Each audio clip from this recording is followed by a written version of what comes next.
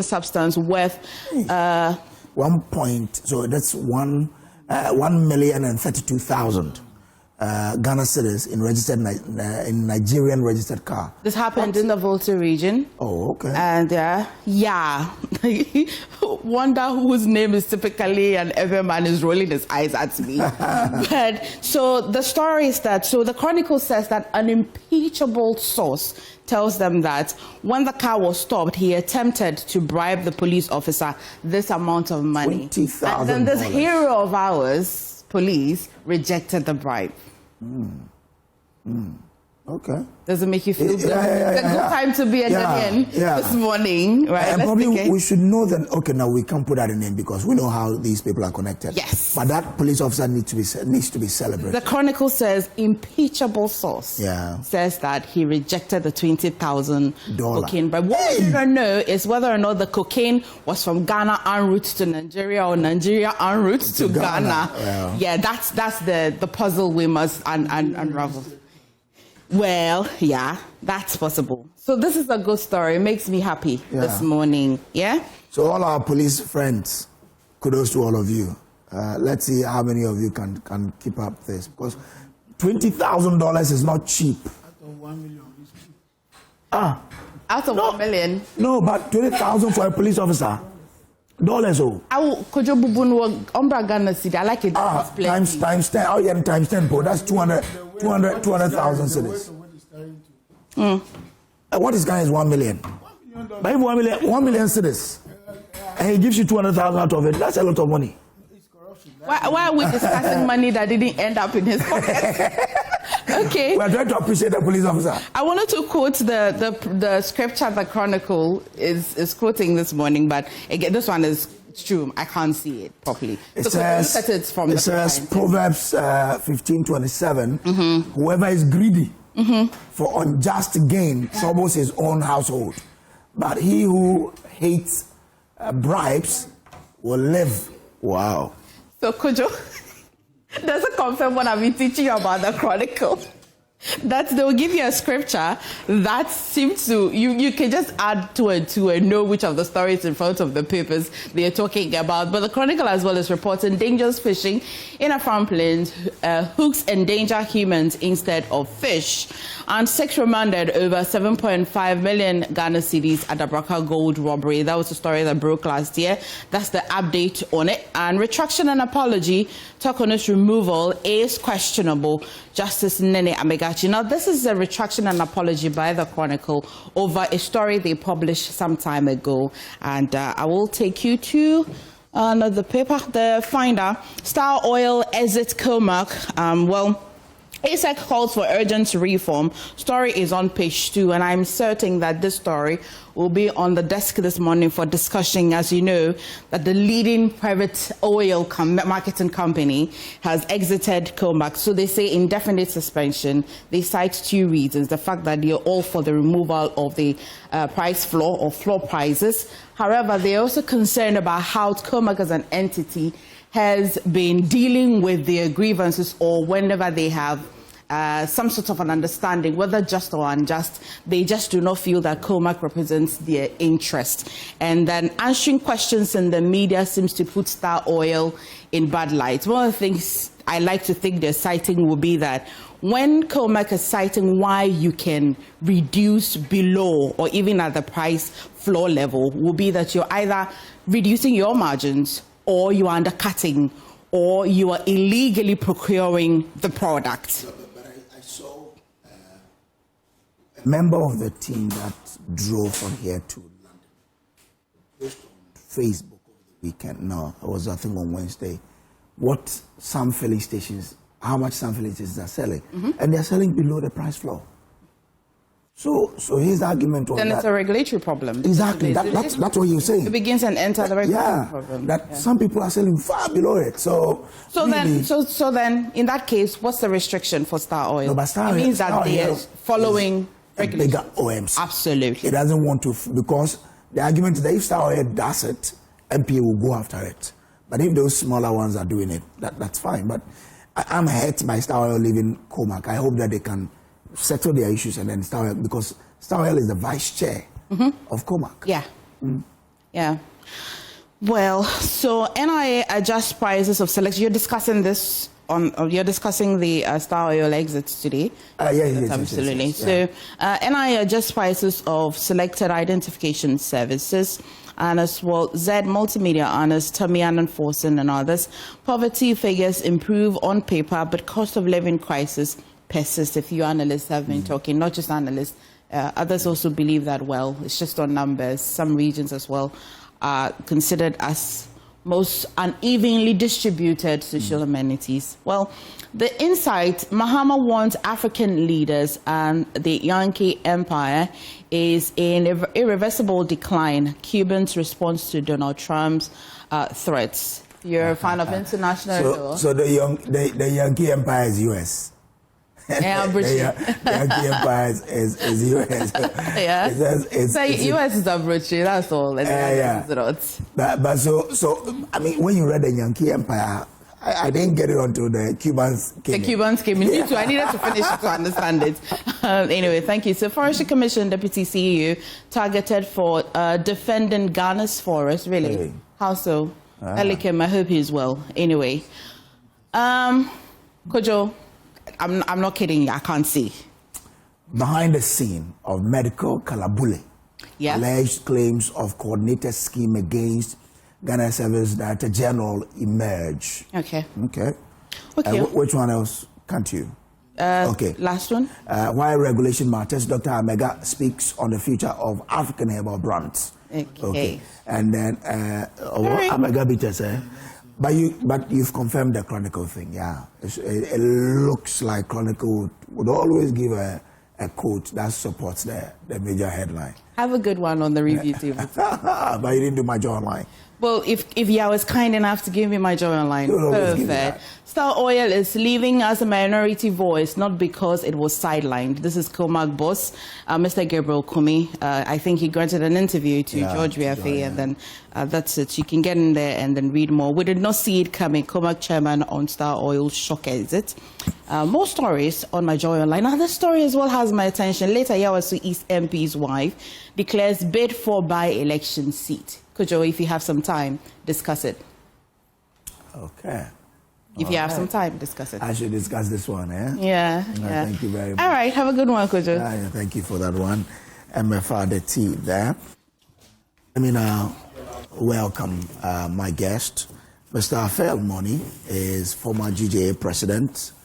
Wonder Madilo is a member of the NDC's communications team and a development consultant.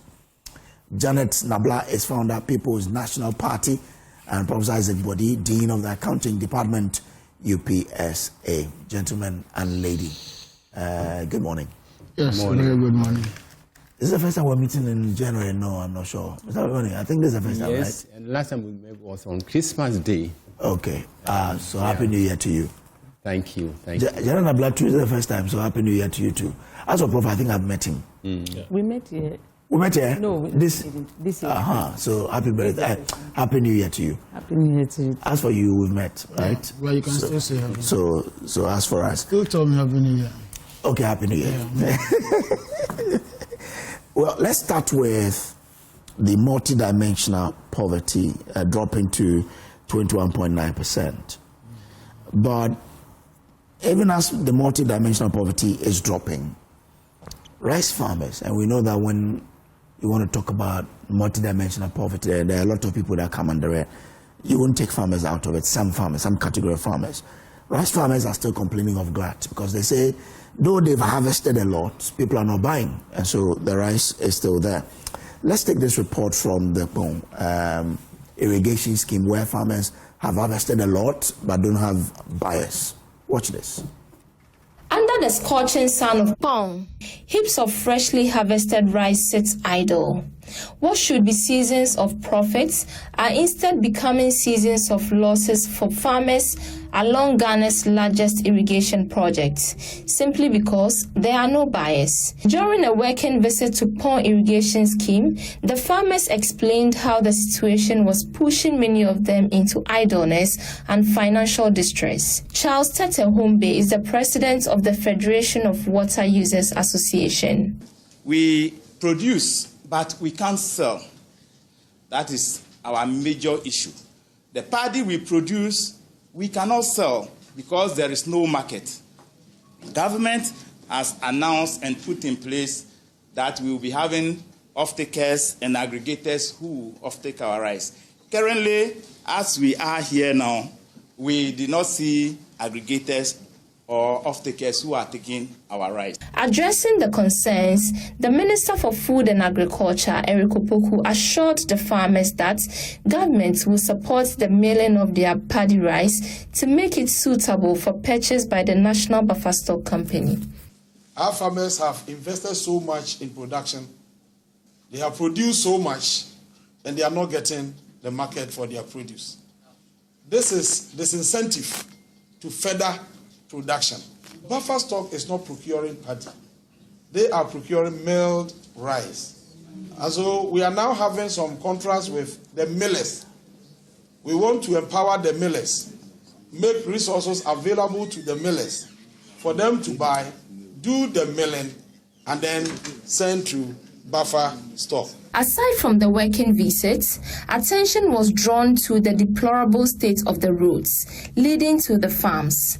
The minister, however, assured that the roads will be included in the over 1,000-kilometer schedule to be tarred under the current administration.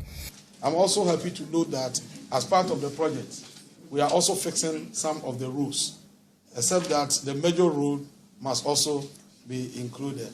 With tons of rice still sitting idle and roads that barely allow passage, farmers at Pone faces a challenging future. Government assurances may offer hope, but the real test lies in action. For Joy News, Maxwell Aklobatus report read to you. All right, so that is what will help us situate this discussion about the multidimensional poverty well. And let me start with you, Wonder Madilo, because this is probably your area. You're a development consultant. Yeah. How do we really tackle this, such that if we see like the new one of the papers was reporting that on paper we're seeing improvement, but in reality there seems not to be that much improvement. How do we deal with it so that the two will correspond? Well, that assertion is not entirely true. Okay. You can't know everybody.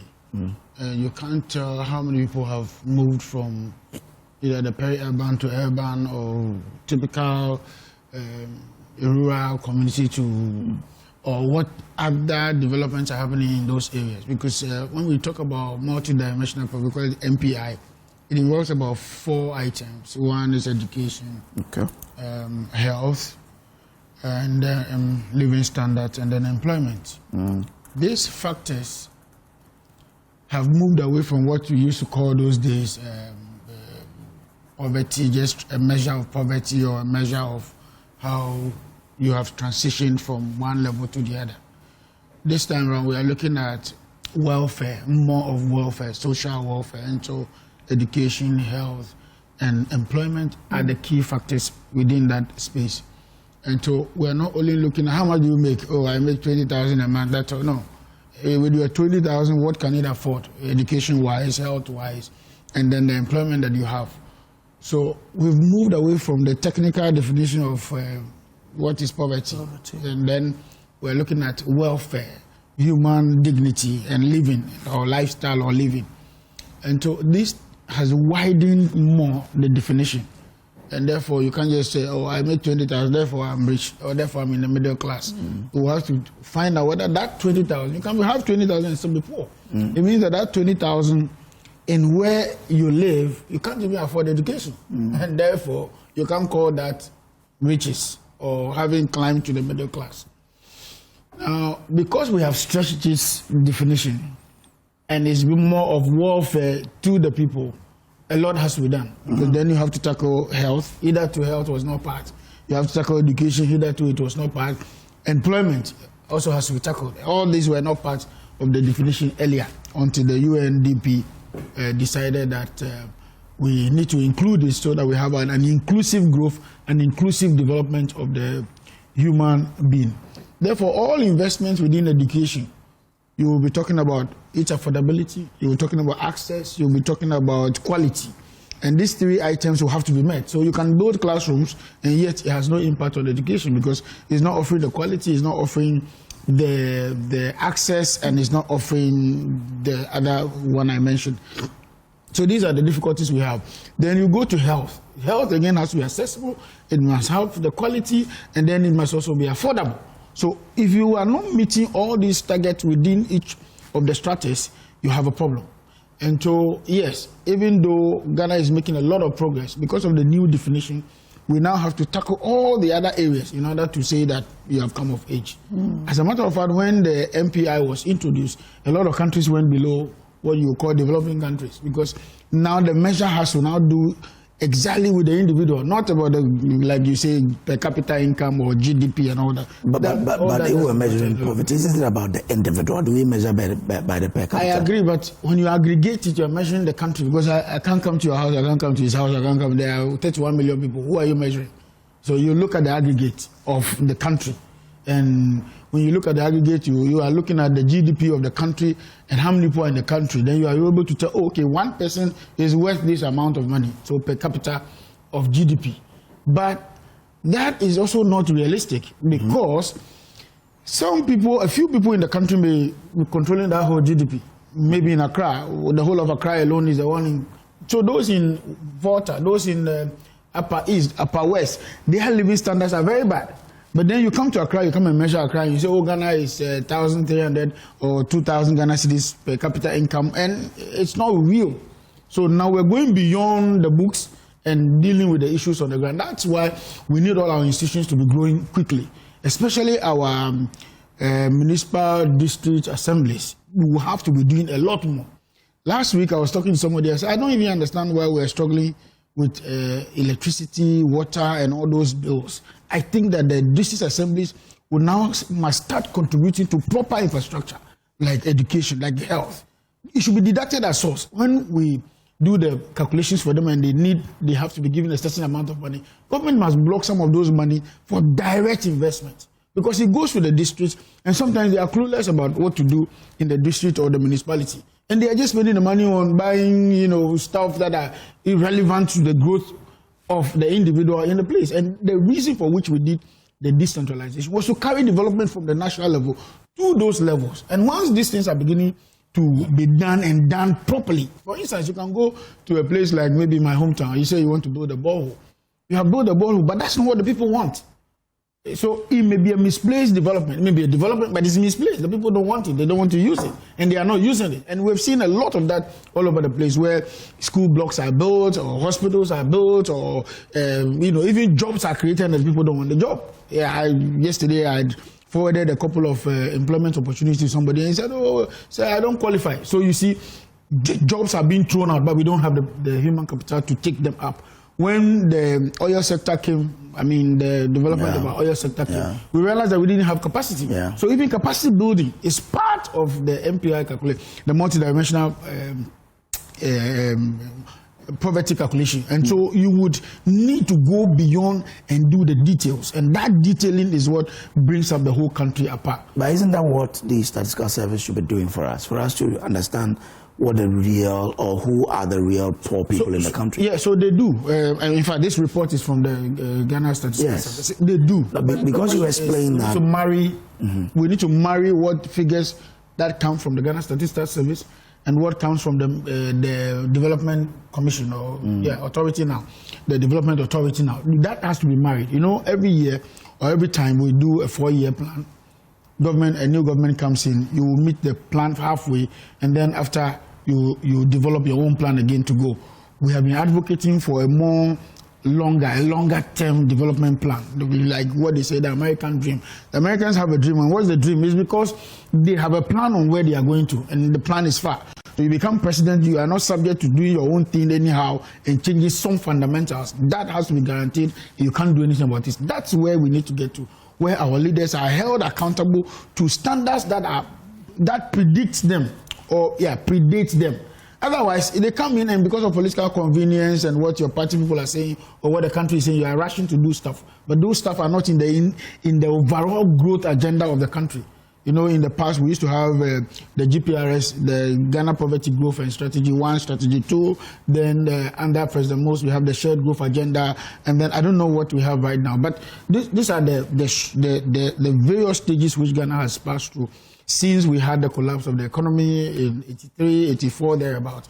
And so we need to do this more. And the problem is that we're moving at a very slow pace. The population of Ghana is growing very quick, but we are moving at a very slow pace. And so you always have a deficit. Like in terms of development. Yeah, in terms of development. Like we have in the housing sector today, they are saying that we're in deficit. We're in deficit because perhaps maybe government is not building. It's left in the hands of the private sector. And what is happening even in the oil sector and the GPRT you see today is because we, as a country, we need to be, the government must be placed central role in some of these issues. You can't control price if you don't play in the space. That's how it is. We'll get there. Yeah. And so all these have to be married into a proper development agenda for the country. I'm not talking NDC, I'm not talking MPP, I'm talking about Ghana as a country. Under President Kufuor some years ago, we had the 50-year development plan agenda, something, 20-something. No, I think 2020 was Rollins' time. Rollins on 2020, yeah. Yeah, 2020. I think 20 what? 2020. No, it was reviewed after when President Kufuor came to power. It was reviewed to agenda something, whatever it was. Okay. Led by the age-old. It's not the agenda 2030. Well, I don't remember exactly what it is, but all those would have to be. We need to take some of those plans, sit down again, and properly aggregate where we are going to and what we want to do. A government will come, a government will go, but the national agenda of the country must stay. That's the only way you can sustain growth. Otherwise, you go around the country, you see a lot of uncompleted projects. Those projects you see that are uncompleted is taxpayers' money. So, for instance, Sanglemi housing was left there for how many years? 8 years throughout when the MPP was in government. Nothing was done about that. But only God knows how much was in that project. And that project was to tie in with the Dawa, free zones enclave, which was created. So the people who work in the free zones in Dawa, the industrial park in Dawa, can have accommodation very close nearby. Now, those are things we use to grow cities. We call them growth pools. You create something around which the country, the whole vicinity grows. We used to have it in education. Anywhere you watch around this country, anywhere you have a proper university in this country, in no time, the area grows.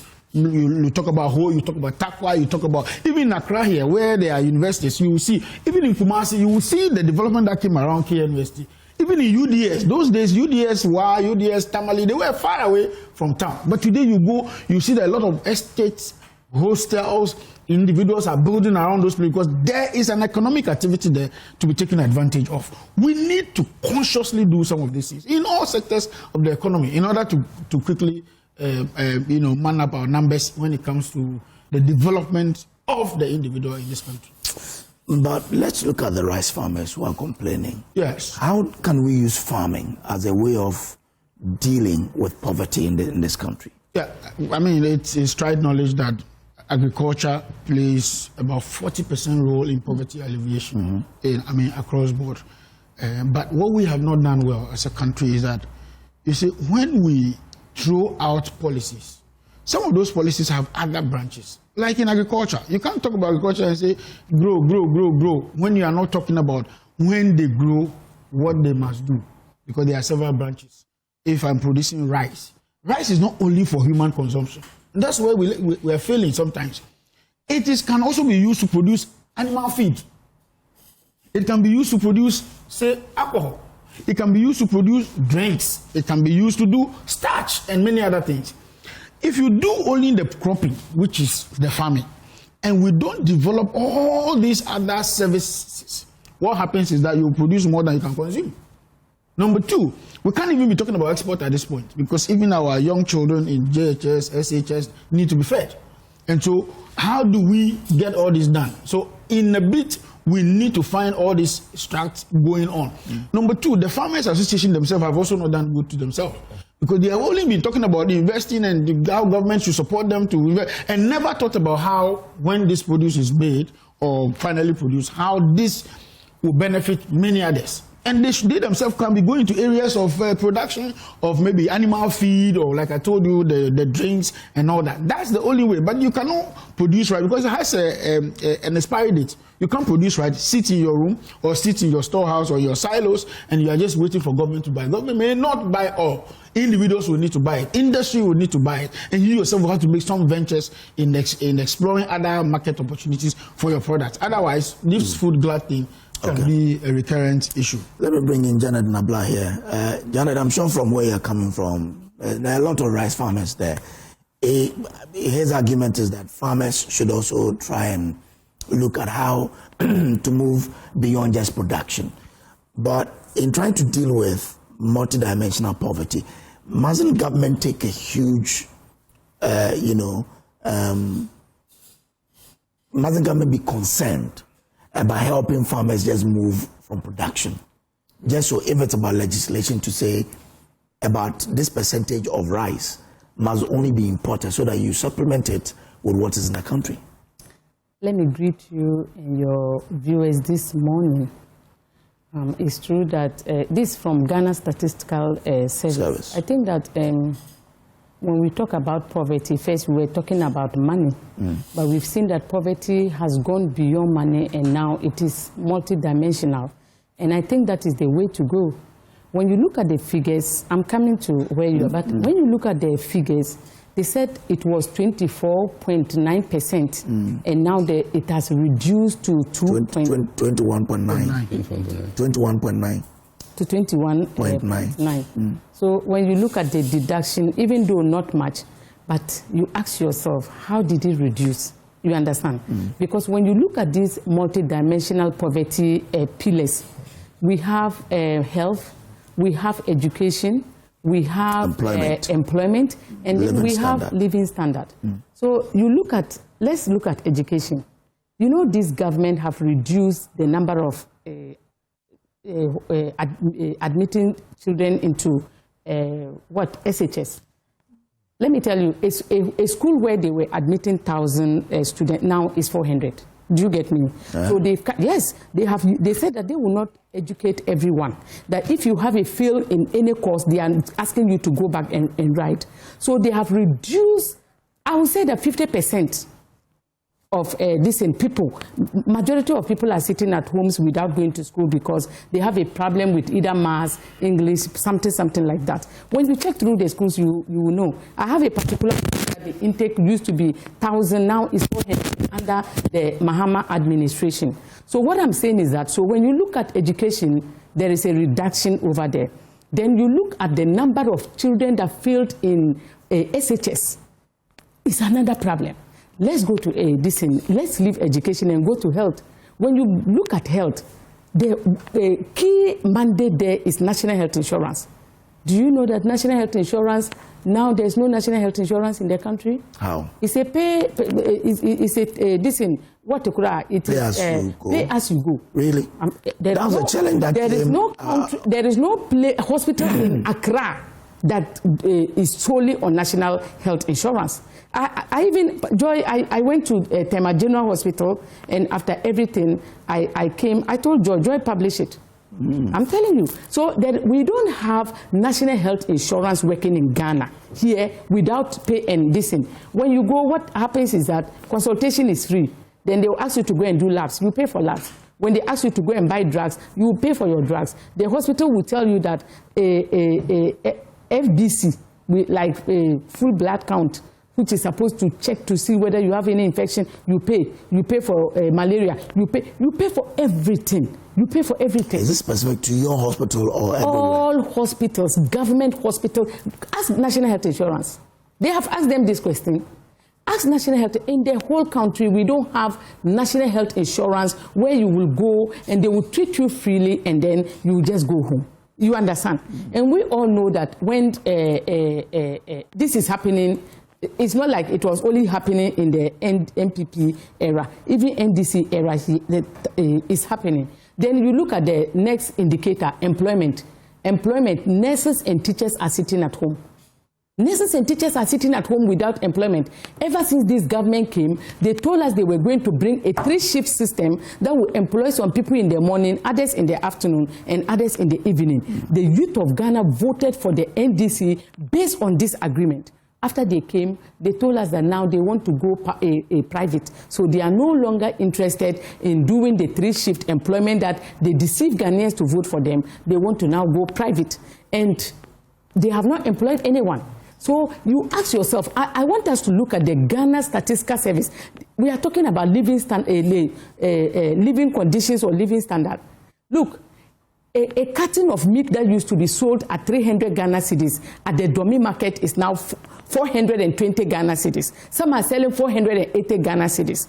But the cedi to dollar is now $1 to 10 cedis. Meanwhile, $1 to 17 cedis, the persons who were selling, selling meat could reduce it this level. Maggi cube that everyone is using, it used to be 27 Ghana cedis in 2024. Today, in December, Maggi cube is 40 Ghana cedis. At the dummy market, prices of goods and services are escalating. And all of a sudden, the Ghana Statistical Service can come out with a survey that says that, yesterday I even saw at some place that 2.9 and blah, blah, blah. I didn't understand that one. But then, when you look at the reduction, and then you look at the problems we are having that are not solved, you will realize that there is a problem with the Ghana Statistical Service. And you see, whenever a government is in place, some of our people try to do things to please them. You understand what I'm saying? And it is hard time that we work through these things. The Ghana Statistical Service should be questioned to come out to tell us how come the multidimensional poverty rate that we have used, it has been able to decrease our poverty level. How did it decrease? In the educational sector, they should explain to us. Health sector, especially national health insurance, we want an explanation. We want more explanation on living standard. We want explanation on all the other pillars that they have used to come up with this. Look, let's not allow researchers to do things that they want. And I think that media, pursue them. Let them give us the nitty-gritties. What they did. What did the NDC government do that helped in reducing poverty in the country? Because I've just told you about how prices are escalating and people cannot buy things in the market. So as I sit here, I'm a woman, and I know the hell some people are facing. We have this, is it WFI? WE something, the World Economic something, that came out that living conditions of Ghanaians are worse off. All of a sudden, we have Ghana Statistical Survey coming up to say that it has improved. If it has improved, they should tell us how it improved. How did this government make our living standard to improve? We want to know, because we don't come and just throw figures and statistics into this thing. Let me help you with this one and see if that would help you. In employment and health, for example, in 2025, and I'm quoting the minister, it says, in 2025, the Mahama administration successfully concluded a recruitment process initiated by the previous government by facilitating the enrollment of 13,500 nurses and midwives into government's payroll. Says, I am pleased to announce that by end of this month, all individuals whose salary processes experience a delay will receive their first payment. You see the shocking aspect. You've not paid people. Listen, did you all hear what he said? They have not paid them all. People this is who November have not, 19th, November. People who have not been paid. You've heard about nurses and teachers crying that for 13 months now, for 15 months, they've not been paid. 6,000 teachers have come out to complain that they've not been paid. We have nurses coming out to cry that they've not been paid. Were these things taken into consideration? Do you understand? Yeah. It's not a matter of just employing people. You've employed and you've not given them any money. These people are poor, working, poverty-stricken people, working in the streets of Accra. So whenever I'm saying that we are not going to allow researchers to help politicians to do things like, no. Ghana Statistical Survey. We need more than this. We need figures. Tell us how our living condition improve, because I don't know. Do you know? No. They just brought the figures. So you can't come out and try to blindfold us. That is not how we are going to run this country. This country have grown. It has evolved. And we are no longer going to take those things. Ghana Statistical Survey or Service, let the media follow them. Put pressure on them to bring out more meat into what they have placed, because we cannot be able to just accept figures just because you have said it, when we've seen that your 4 pillars that you brought out, those 4 pillars, problems are there. We have problems with the 4 pillars of the poverty dimensional pillars they brought out. There are problems, and I think that they should do something about it. Prof, let me bring you in and get your own reading of this multidimensional poverty, which has dropped to 21.9, and looking at the fact that farmers are crying of their produce not being bought. What can we do to change the narrative? Good morning, Brace, and good morning to my colleagues, your viewers as well. Very good discussions. A reduction of MPI from 24 or so to 21.9. A clear indication that fewer people are facing deprivation. That's all that it means. So those who are following us, it's just a symbol of the fact that fewer people are experiencing or facing deprivation. It means that access to health, education, living conditions, the standard of people have improved. Return it. That's what it means. And I was happy when my good friend Wonder was giving us theoretical part of what MPI means. And my colleague also supported that we are looking at health, education, and standard conditions of people. So for those who do not really understand this, can look at our 4 pillars and ask themselves, what have they seen? What are they experiencing in terms of health, education, and then living conditions of people. This has been the new thing that has been used, promulgated by other theorists, people who think that don't measure poverty only in terms of consumption or income or head count ratio, how many people are poor, or poverty gap, those above or below, or severity of poverty. So a new measure has been introduced, which is in academia, we are now following using the multi-poverty indicator index. So multidimensional. Yes, this is a figure we have today. I must also indicate that I find it difficult to rubbish academic work of others, because that's where I find myself. It's the same space. So when I see a colleague who tries to come up with a publication or paper, we can only critique, but we can't criticize. So I find it difficult to do that. But let's subject the numbers into discussions. Now, you see that we have moved from 24 to 21, indication that access to health improved, nutrition or education improved. Employment as well. And then that culminates into enhancing living standards. Good. I have seen a trend with the recent appointment of the Ghana Statistical Service Director. Now, for some time now, we have seen good news coming from that angle, starting with inflation. I have complained several times in terms of the computation of all these figures. From inflation, from 23%, all the way today is 5.4, 5.8. Great.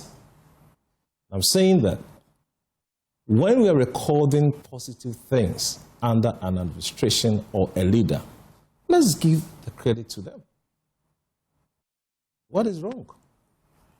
So that in the event we don't pray and hope for, it takes something happens. There will not be the same people to come and tell us that you should attribute that to a previous administration. So they have done well. Let's give credit to them. When there's a reduction of poverty in our country today, what do? It's not good news. Yes, a good news. Mm-hmm. But how are we achieving that is a question that we are asking. All right. You asked a very good question that do we see this in our day-to-day activities? Is it reflecting in what we do? Health, what are we seeing? Education, what are we seeing? Conditions, standard of living conditions, are we seeing the realities? Check the momentum. It's quarter by quarter basis. From the first quarter, the second quarter, and the third quarter. It tells you of a short-term reduction, a short-term in terms of their analysis. Mm. So they do not reflect a long-term improvement in our condition. But if it is continuous, how doesn't that reflect long-term? If every quarter it's dropping, then that means that 3 quarters poverty has reduced. That's long-term. Yeah. And not the short-term. Did you see the second quarter figure? Was it given? Well, I haven't looked at it. I haven't seen it. Good. So the decline, we only told the first quarter. Mm. But I've not seen the second quarter figure. I'll check it for you. So the decline gives you a snapshot of trends within quarters. That's what I've seen. I want to see this reflecting in a long-term improvement in the 3 or 4 indicators that we have mentioned. How do we fix this? Mm. I think that the government must focus on areas, fix the highest deprivation drivers first. In the same report, we did not see anything in terms of an even distribution across the country. In some other areas, we still have issues with poverty. So we only had a headline, a reduction from 24 to 23. Mm. We go into the various areas. We have issue on rural-urban disparities still remain. We still have disparities. So we have not yet come out of our wood yet. We still have issues. But how do we fix it? And that's the question you asked. Let's tackle those areas that we think fix the highest deprivation drivers first. Other than that, we'll still be saddled with this. What is happening in terms of our child nutrition? Have you seen that improvement in child nutrition? It's part of health. Have you seen which improvement in terms of years of schooling? It's an issue. We've seen something on sanitation and drinking water. It is part. Are we out of flood yet? Sanitation issues? Are we out yet? I don't want us to think we are out of the challenge, because sometimes when we try to celebrate some of this, we go to sleep. Mm. That we are there yet. And I can tell you, it will take time for us to fix these issues about housing quality we have. Where are we? Education. Where are we? The school dropout. They are all part of the measurement. Please, they are all part of the measurement. How many students are left out? The dropout. Under the old administration and the new administration, we can do the computations. And access to education is not just, education is not just access to the education. Quality of education is also, it matters. So I think, as a country, when we see some of these numbers, let's go beyond the numbers and find out what is happening to us as far as these 4 parameters are concerned in measuring the way we live in the country. So, yes, we have seen a drop, but it gives us a short-term, a snapshot of a short-term trend. Mm. We want this to translate into a long-term improvement in our conditions. Okay. Mr. Boni, now, this says, presenting the findings, government statistician Dr. Al-Hassan Idrisu said the proportion of people experiencing multidimensional poverty, which measures deprivation across health, education, living conditions, and employment, declined from 23.9% in first quarter of 2025 to 21.9% by the third quarter of 2025. So in the first quarter, it was 23%. By the third quarter, it had come to 21.9%. So the data also shows a notable improvement compared to 2024, when national multidimensional poverty stood at 24.9% in the fourth quarter. This confirms a steady downward trend in poverty, Dr. Idrisu noted. Says between the second and third quarters of 2025 alone, over 360,000 people were lifted out of multidimensional poverty, while about 950,000 people escaped poverty between the third quarter of 2024 and the third quarter of 2025. These are huge numbers. And that's why you hear General Nabla ask, where are the evidence? Where is the evidence? What do we see? Where do you stand that, okay, there are improvements? Are you seeing it or you are not? What is your measuring tape of how people are being lifted out of this multidimensional poverty line? A typical headmaster's report. Okay. Will encapsulate the response to your question. Well done, but could do better. It's good news that about 1 million people are out of multidimensional poverty. But this does not obscure the fact that as many as 7 million people are still wallowing in poverty. And this calls for us as a nation to sharpen our focus on people who are still living in poverty. Poverty, especially in its acidic form, is so dehumanizing. It makes you human. And we ought to reflect more than ever before on developments. The poverty and development are so related. And development, according to Schumacher, is not measured by skyscrapers or broad roads or asphalted roads. Development, according to Dennis Goulet, addresses three main challenges: bread, dignity, and freedom. And bread contextually means kenke, fish, tozafi, fufu, bankung, and all that.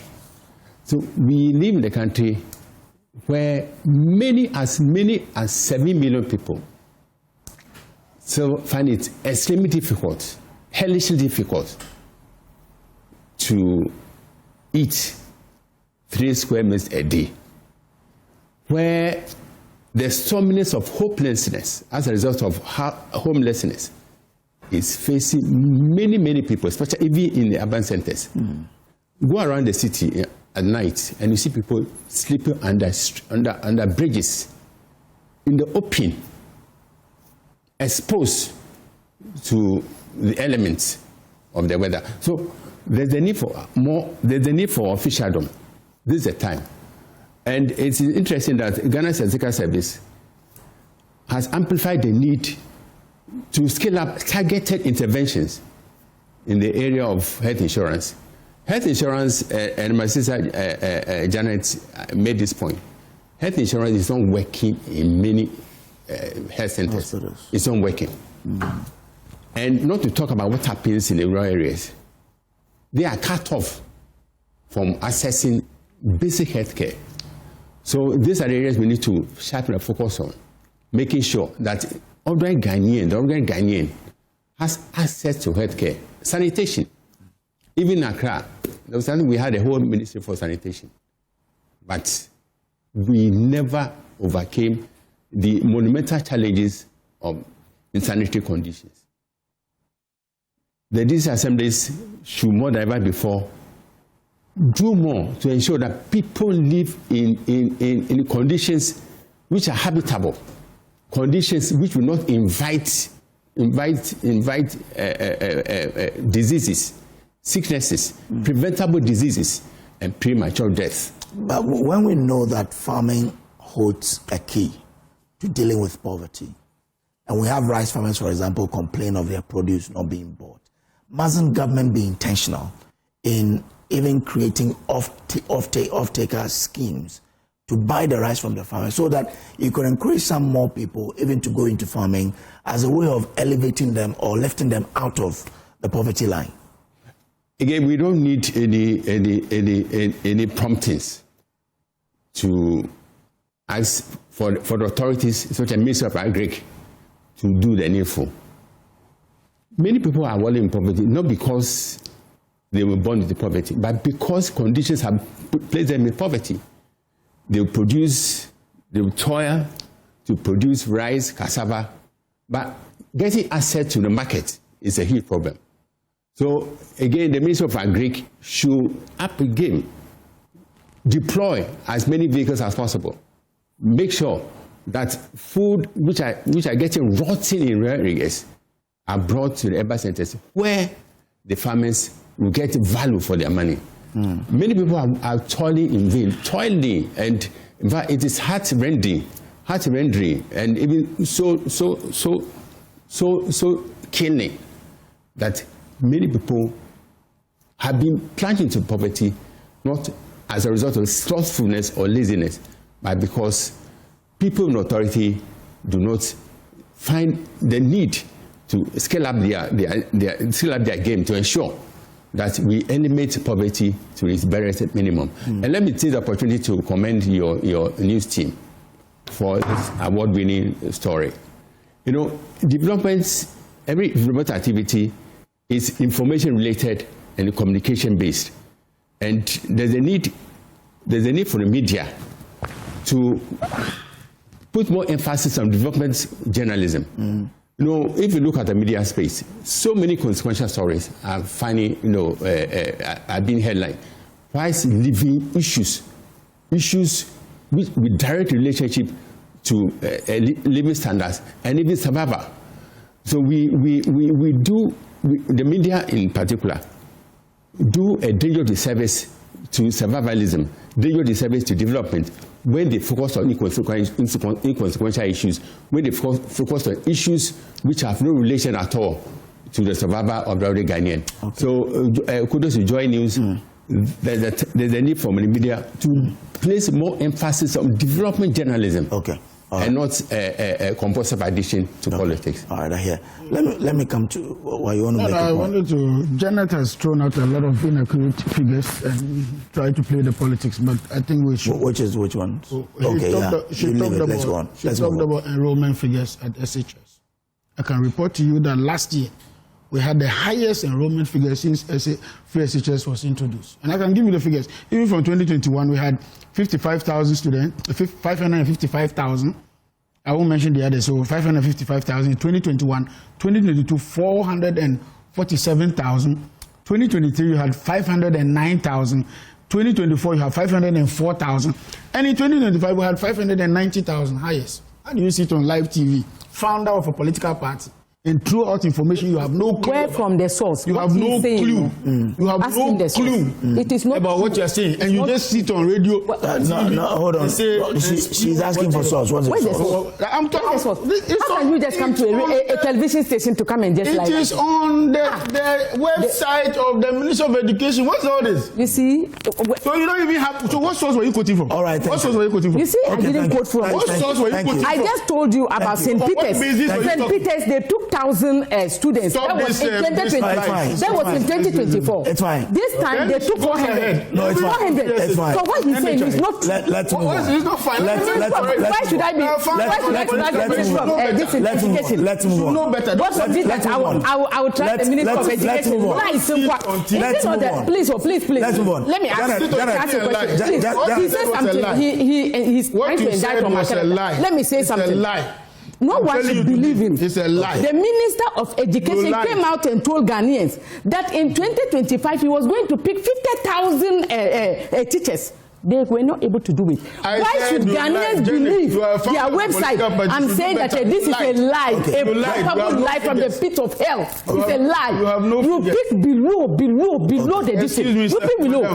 Ministry of Education. What is Ghanaians under say? Ministry of Education. They don't tell the truth. Thank you very much. If that is what you are quoting, they are not credible.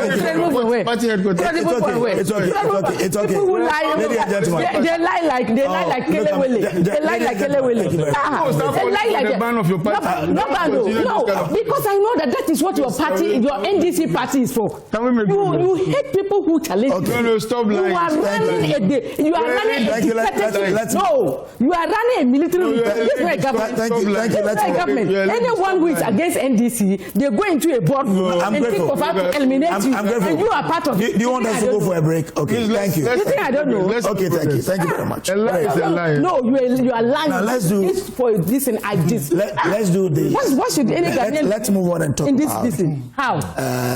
The price floor of the fight on the price floor and matters arising. Now, we know that there's a price floor to control how much OMCs can price their fuel. And the price floor means that you cannot price below that particular level. But others say, give us the opportunity, we can price below the price floor. Why mustn't we listen to the OMCs who say that we can go further down than keep us bonded? Let me start with you, Mr. Money. I started with Wonder on this one, but let me come to you on this. Why shouldn't the PA just do away with the price floor? But others also argue that the price floor is there to enhance or to ensure fair competition. Ours is we've moved away from the regime where prices of goods were controlled and we're no better off. We come to a marketplace where market forces determine the price of goods and services. If you look at the market forces now, the exchange rate is relatively stable. Where prices on the international market are also not doing badly. The factors which come into play in determining the prices of petroleum are all aligned in favor of price reduction. So Star Oil is not any playing a hero. It is facing reality. There's the time has come for people like institutions like Star Oil, companies Star Oil, and even individuals to square what is happening to the logic of reality. The logic of reality is that prices of goods and services must reflect the exchange rate mechanism, to reflect all the factors which come into play to determine how we should buy our goods and services. So the only Ghanaian is interested in reduced fuel prices. High fuel prices have cascading effect on goods and services and even living standards. So if now Ghanaians are enjoying reduced prices of fuel, which will translate into reduction in other areas of living, we should applaud Star Oil and not denigrate them. So some of us are in full support of Star Oil. Comac should come again. Comac should sit down. But the public party is not in the interest of Comac. So there's a need for boardroom engagement. There's a need for them to sit down. But this is not time to denigrate Star Oil for going out of. So you think that Comac should probably look at bringing Star Oil back and not to say exactly. We don't really. And Star Oil should also be feasible and not go against the. Okay, Prof. Let me come to you. For you, do you belong to the people who say scrap the price floor, or you belong to people who say no, maintain it, let's ensure fair competition in terms of pricing? I think Ghana should retain the fuel pricing deregulation. Yeah, we are still in the deregulation. Yeah, but the deregulation, the MPA has brought a pricing floor that you cannot go below. Yeah, and I'm saying that we should retain the fuel pricing deregulation, but urgently recalibrate its regulatory tool. Okay. And especially when we are to protect competition and consumer. That's all. We should try. We have a floor we should maintain. But we must urgently recalibrate our regulatory tool to have protection and competition. That's what I think must be done. But the issue is very simple. I am not into that area, and I don't want to profess that area more knowledge. But the point is that it is a simple information we have. Ghana's petroleum, downstream petroleum sector has been trashed into public discussions just because of decision by Star Oil to suspend its membership from the COMAC. It started from proposal that MPA should do away with price floor so they could go below. They could. So it started from that. Yeah. And they advanced the argument. It started at their level, the sector level, but now it has degenerated into a full public discussion. That's why we are here today. They are putting an argument that they should do away with the floor. Floor is just to tell you below which you can't. We have a ceiling. They are not talking about ceiling. No. But below, don't go below that. But when we see what is happening in international markets, recently, other countries are celebrating a drop in oil prices. Check from Nigeria, check from Gambia. All the other countries across Africa and the rest are still enjoying a reduction in oil fuel prices. We're also enjoying it. We're enjoying it. So I saw on radio others attributing the gains to an administration. One internationally, everyone is enjoying. So we shouldn't look at this. That is the bane of the argument. Can we do something? Because we think that when we have the floor, we are restricted. But we think with the drops in price over a period, we can go further than the floor. It's an argument. I don't think this must degenerate into this whole debate about withdrawal membership. Yes, if there's something that we can do to help further, why not? So I'm saying that we must retain, but urgently recalibrate our regulatory tool when we see further drops. It shouldn't be static. Okay. Yeah. Madam Nabla, mustn't the MP rather adopt a posture of we could amend the price floor at a certain time when we see a certain drop on the international market, just so that OMCs can say that, okay, once the MP amends the price floor and comes down, we can go further down? Okay, so before I go there, I just wanted to say that if UNESCO should come out with the figures, I would take it. Because we were all here when IMF came out to say something that NDC said it wasn't true. Finally, they accepted. Do you understand? So any information coming from Ministry of Education under your regime, I will not accept it. When the MPP were there, you see they overrated some figures. When you came, you were able to see it. So don't think that any information coming from NDC will be accepted by my party. Okay. What we are doing is following what the Bible told us. Never to just accept anything. The new issue now. That's the new issue. I'm just telling you that UNESCO figures, I will take it. Your figures, I will never accept it. So concerning price floor, these price floors, I know that businesses are set up with the main mandate to make profit. But to me, I think that the consumer is always taken for granted. I see no reason why people will come together and then form a particular group.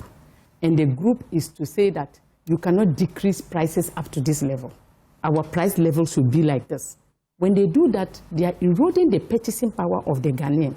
The reason why we have difficulties in our markets have to do with this this is it Comac or what they are doing is what is happening at the market. Okay, but the whole thing is the regulator has set the floor. MPA has set the floor.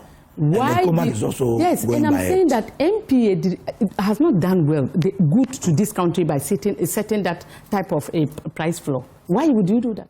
Why will MPA do that? They say they want to ensure fairness, competition, or fair competition in the market when it comes to pricing. What about we consumers? Are they thinking about us? I'm asking MPA. Because when you go to our various markets, people have also come together and they have formed groups, a Tomato Sellers Association, and they tell you that this bucket, let's sell it for 500. Anywhere you will go is the same price. If someone tried to reduce it for you and the person is caught, they remove the person from that place. Do you understand the hell that we are passing through?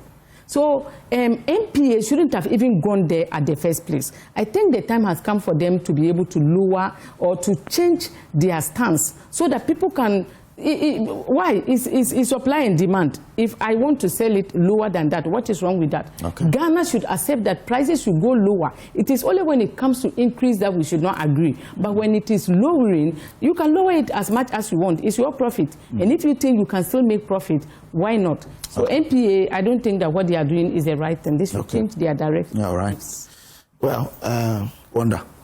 Brace, it will be important to address how we got here.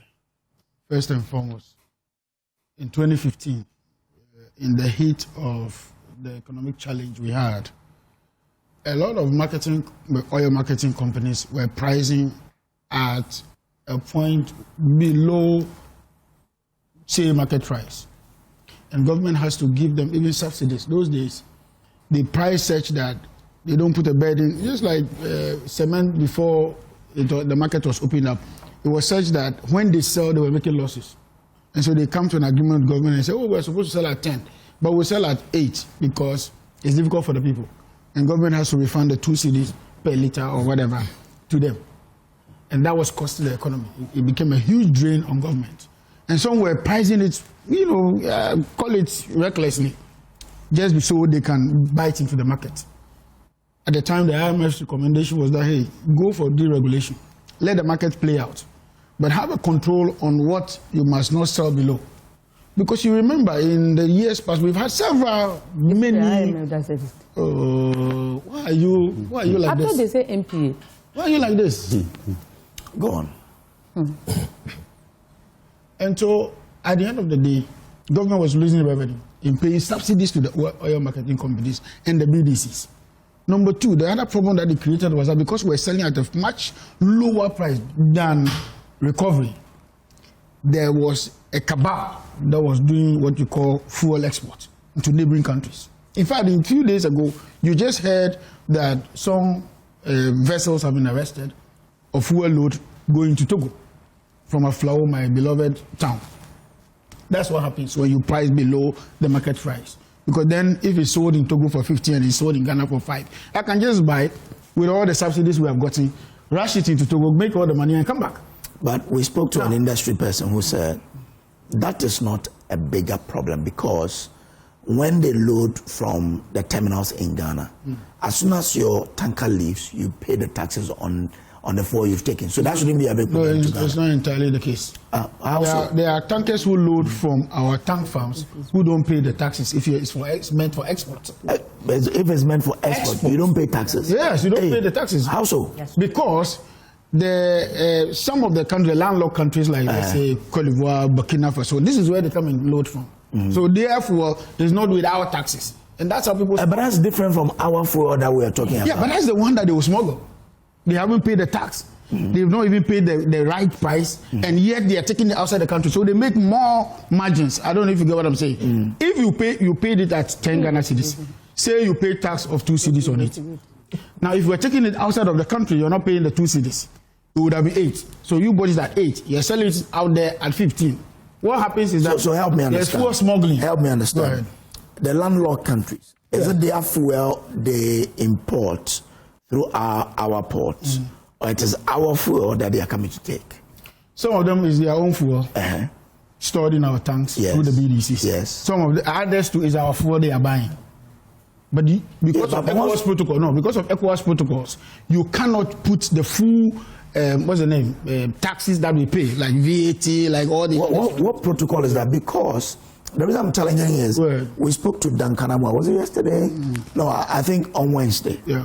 And Duncan is a player in the industry. Yeah. So I'll go with his argument. Yes. He says, no tanker leaves the loading point without you paying the taxes on the latest you've taken. Yeah, but he's talking about the Ghana context. Yes. Do you understand? Yes. There's fuel for export. I get it. Export, I'm coming. The fuel for export does not attract all the charges. But you said the export is the country that imported through us, right? For example, Burkina Faso. No, there are two levels.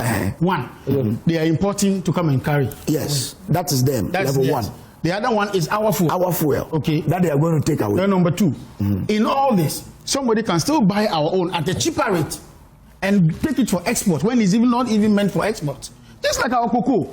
Cocoa prices are such. You want to help? You want to help? No. So cocoa prices are also such that if we price below a certain range, people buy our own. Smuggling. That's what that is. It's the same thing with the fuel. People buy and they smuggle. Smuggling is a huge business. If you sit in Accra or in Koforidua and think that smuggling is not a business, it's a big business on our border shores, on our shores. Then also it's a big business on the high seas because the GMO that the tankers use and all that also come with a certain level of tax reductions. So you buy it at a certain rate, you are selling it off at a higher rate, you make a higher margin.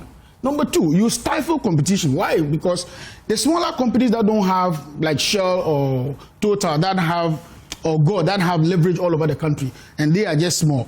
If the margin is such that they cannot operate, in no time they collapse.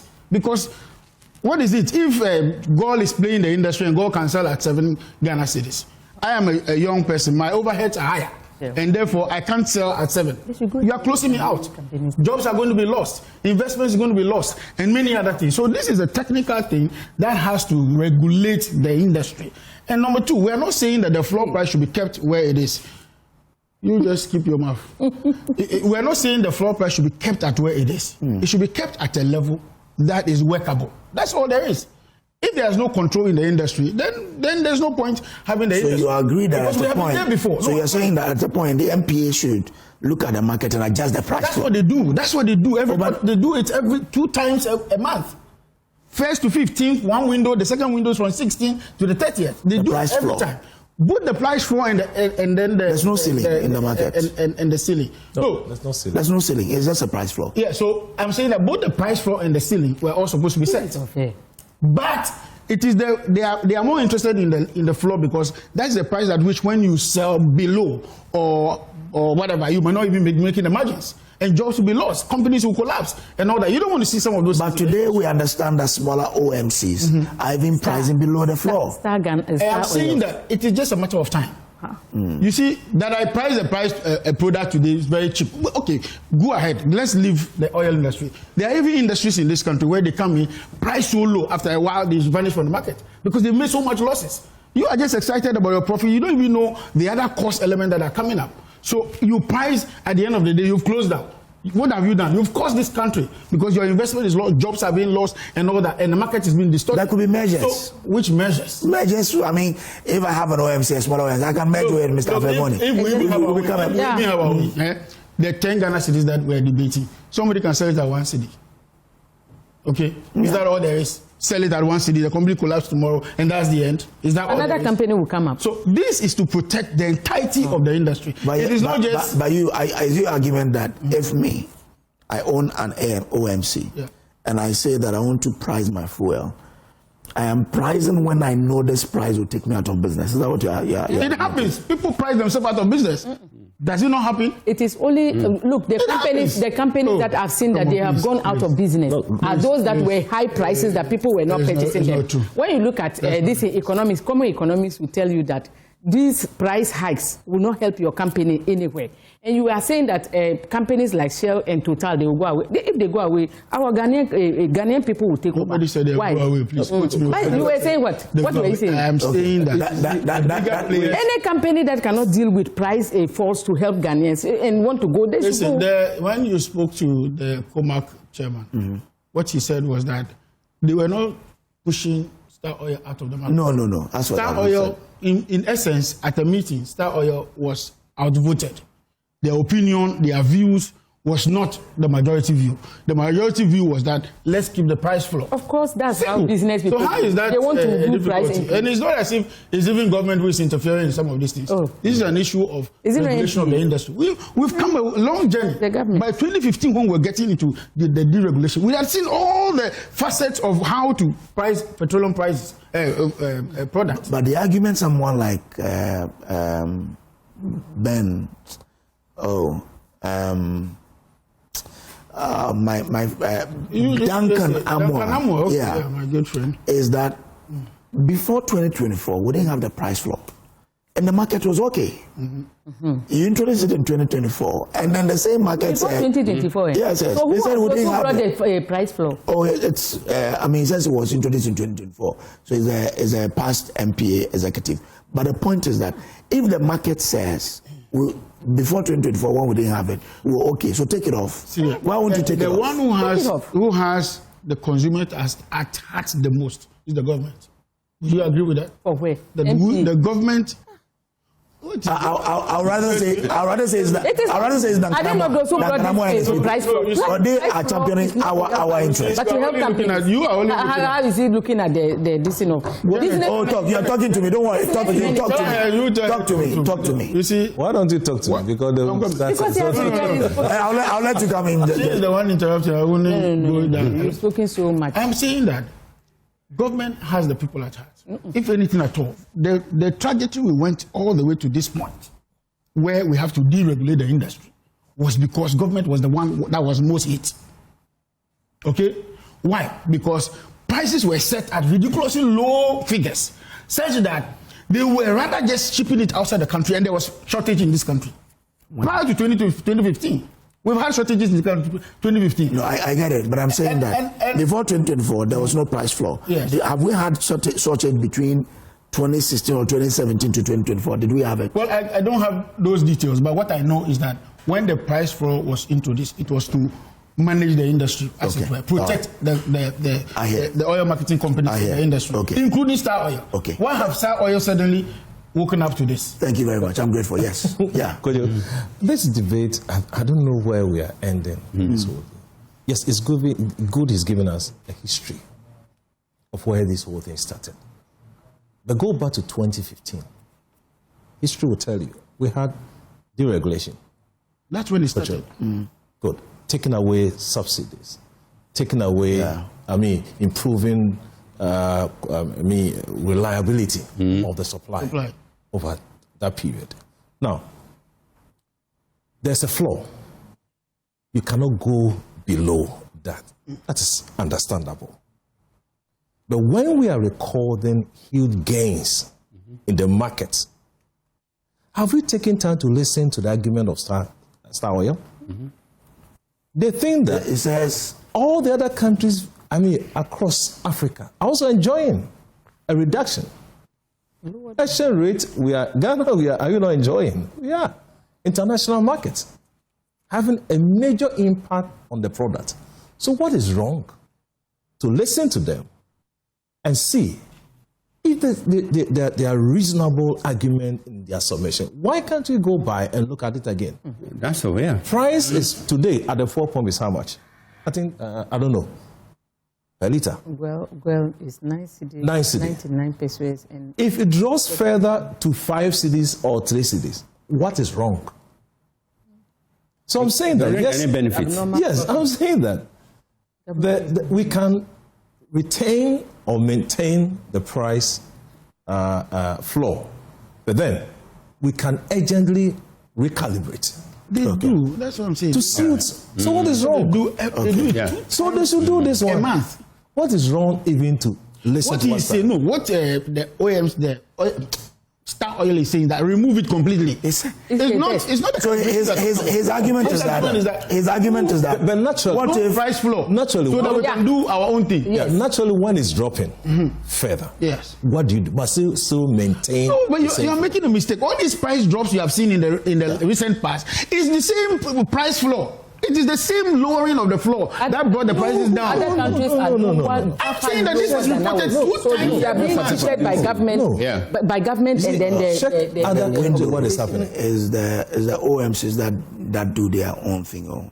Which we do. It's announced by the MPA. No, it's the MPA yes. MPA how would the MPA announce the price? MPA announces. Hold on. MPA announces the floor. The floor. Okay. And then you can add your margins. So actually, as a matter of fact, even the floor right now is below the 9.97 that gold is selling right now. The current floor is below because it's after they've set the floor, then you add your margins. But have you taken? But you can't go to what Star Oil? But that's what I'm saying. No. Star Oil is saying that remove the price floor completely so that we can price below or go any further. Yes. The OMC, and they even say they want to do that to help the 24 Any government. Now the Comac is saying that. Don't do that. When we went for our meeting, their opinion or view was outvoted. Everybody believes that keep the floor price, let's add our margins, and then we can announce. So the current floor price is below the 9.97. It is the margins that determine what price you price that. That is why they don't have the ceiling, but they have the floor. Nobody. So at the end of the day, the interest of the Ghanaian should be supreme. Yes, exactly. That is not what government is supporting the business people. They regulate. Stop this your roadside policy. Oh no. Roadside. They want to do roadside politics. Come here to come and hold on. Government. Don't tell us. No. Don't worry about it. He's arrogant. You see, this is arrogant. He's arrogant of sitting here and making noise. You are making noise. Ghanaians think you are making noise because you are not making any sense in your presentation. Let me tell you something. Government is. I have no sense. I have no sense. You see what you are saying? I'll return to the table.